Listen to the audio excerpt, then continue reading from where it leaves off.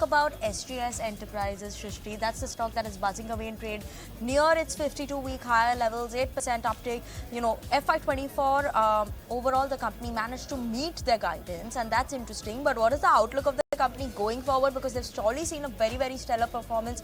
And given that the auto sector is doing well, is that something that will work out well? What are they envisaging there? We're joined by Sanjay Thapar, CEO and Executive Director at SJS Enterprises this afternoon. Very good afternoon to you, sir, and thank you so much for joining in with us on ET Now. I want to start with that FY24 guidance, right? In terms of revenues, you had spoken about a 45% revenue growth, 30% PAT growth. Clearly, you've achieved that guidance for FY24. And with this auto demand, robust demand from the auto sector, what are you envisaging for FY25? Where do we see the numbers headed? At SJS, we see very strong growth moving forward as well. So what we guide the market is not in terms of percentages, but in terms of outperformance of the market. It's been 18 quarters that we've consecutively outperformed the automotive industry, both two-wheelers and four-wheelers put together. And we will continue to do that. So very strong margin profiles. It's a very profitable business that we have.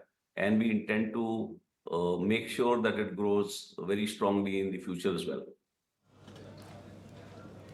So I would not give very good. Yeah, it's at least 1.5 times outperformance of the automotive industry on a whole. All right. Very good afternoon, Mr. Thapar. This is Shrishti also joining in. But what we are seeing in the automotive industry is that a lot of companies are working on the premiumization. How are you riding the trend as per SJS Enterprise, as well as what are the product addition plans for FY25?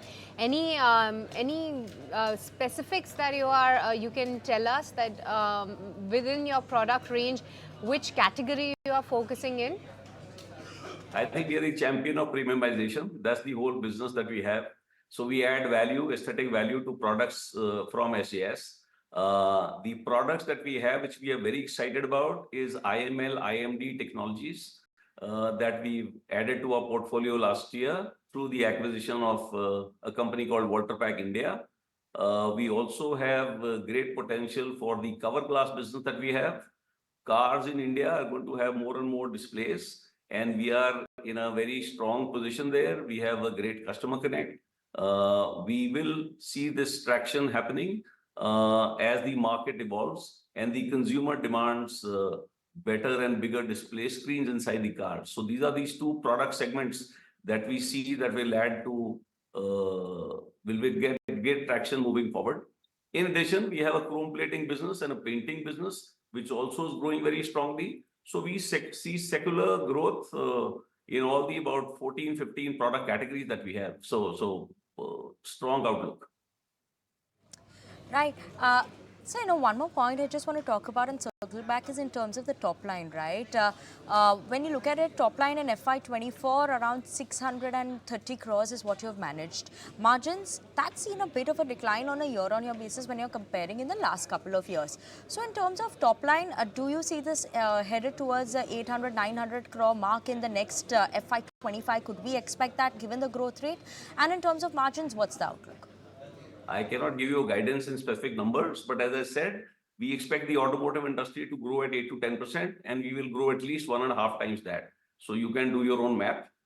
As far as the margins go, we acquired a company called Volterpack India in July of this year, July of 23, sorry. And they had a little bit of a hiccup in the first quarter or the second quarter of this year because some programs got delayed. That has come back. So margins of Volterpack, which were about 20% in FY23, Q3 FY23, have now gone to almost 25.5% for this last quarter. So that has come up. But the overall margin profile for Exotech has still to recover. We've accounted for only 9 months of that acquisition. So moving forward, we expect this margins to be stable at 25% overall for the consolidated SJS group. All right, expect the margins to be stable at 25%, but since we're talking about your future outlook and the plans regarding that, so just wanted to know that what are the Capex plans for FY25, as well as we see that the company has a reserve of around 52 crores in the cash reserves. So what are the plans to utilize the same as well? So we intend to spend close to about 70 crores as capex for this current financial year. And out of that, almost 15 crores is going to be maintenance capex, and the balance is going to be growth capex. So we see good traction, as I said earlier, for cover glass business. So we're going to set up a plant specifically for cover glass. Plus, we are adding capacity in both the in-mold decoration businesses that we have and also the chrome plating business at Exotech. So to meet the customer requirements, that's the reason for these investments in the current year. Okay, Mr. Thapar, thank you so much for joining in with us, talking to us about the outlook of the company going forward. That was the management of SJS Enterprises, expecting the growth to be better than what the industry is growing at 1.5 times better than the industry growth, auto industry growth. So yes, keeping an eye out on that, and margins remaining. If you like this video, then like, share and subscribe to ET Now.